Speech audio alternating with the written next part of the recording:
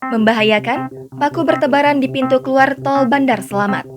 Pintu keluar tol Bandar Slamet sempat dipenuhi paku. Kondisi ini tentunya sangat membahayakan pengguna jalan tol. Menurut Kasih Humas Polsek Percus Seituan, Aibtu Basramansyah, pihaknya sudah mendatangi pintu keluar tol Bandar Slamet untuk mengecek keberadaan paku yang berserakan.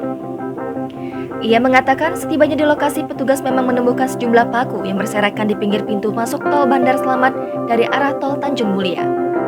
Basra menyebutkan, berdasarkan keterangan yang diterima, diduga paku tersebut jatuh dari mobil pengangkut alat panglong. Lebih lanjut, ia menuturkan bahwa saat ini petugas telah mengamankan sejumlah paku yang ditemukan di lokasi jalan tol. Pihak kepolisian juga akan berkoordinasi dengan pihak jalan tol agar melakukan pembersihan agar tidak membahayakan bagi pengguna jalan.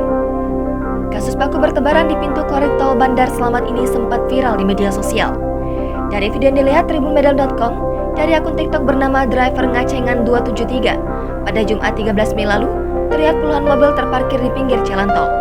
Menurut keterangan perekam video, bahwa puluhan mobil itu terpaksa berhenti karena bannya terkena paku. Jangan lupa subscribe, share, komen, dan like ya!